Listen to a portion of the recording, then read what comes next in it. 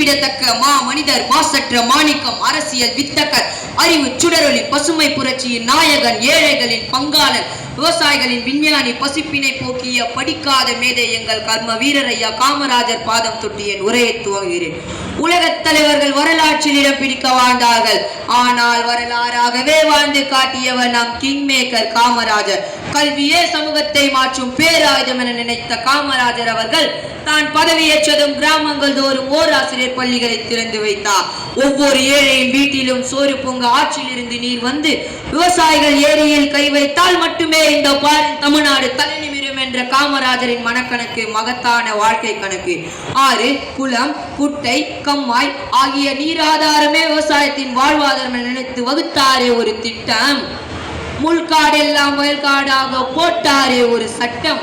இப்படி ஒரு வாழ்ந்த ஒப்பற்ற தலைவனை எங்கேனும் கண்டதுண்டா?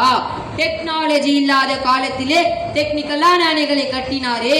வைகை, கீழ்பவானி, பரம்பிக்குளம், சாத்தனூர் போன்ற இடங்களில் சிறப்பான அணைகளை கட்டி நீர்ப்பாசனத்திற்கு வழிவகுத்தார். கோபுரத்தில் பிறந்து குடிசையில் வாழ்ந்த தலைவர்கள் வரலாற்றில் பலருண்டு. ஆனால் வறுமையில் பிறந்து நேர்மை என்ற பெருமையால் வாழ்ந்த 6 கோடி தமிழனுக்கு மட்டுமல்ல, 6 கோடி தமிழனுக்கு மட்டுமல்ல 100 கோடி இந்தியனுக்கே வழிகாட்டிய உன்னத தலைவனம் ஏழை பங்காளன். வேளாண்மைக்கு ஈடாக தொழில்துறையை உருவாக்கி வேலையில்லா திண்டாட்டத்தை விரட்டியடித்து சாதனை படைத்தார். கட்சி பதவியிலிருந்து ஆட்சி பதவிக்கு வர துடிப்பவர்கள் மத்தியில் ஆட்சி கட்டிலிருந்து கட்சி பதவிக்கு வந்த ஓர் நாகரிக அரசியல்வாதி.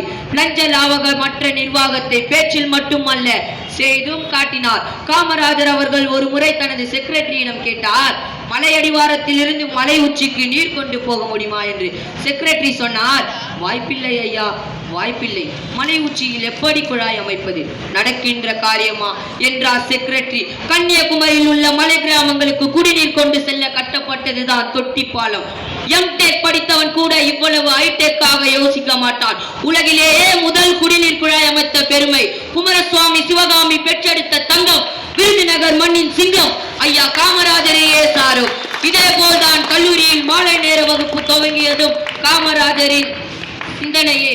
இன்று பல்லாயிரக்கணக்கான மாணவர்கள் கல்லூரியில் மாலை நேர கல்லூரி படித்து பட்டம் பெறுகிறார்கள் என்றால் அதற்கு காரணம் காமராஜரின் முயற்சிக்கு கிடைத்த வெற்றி என்றே கூறலாம்.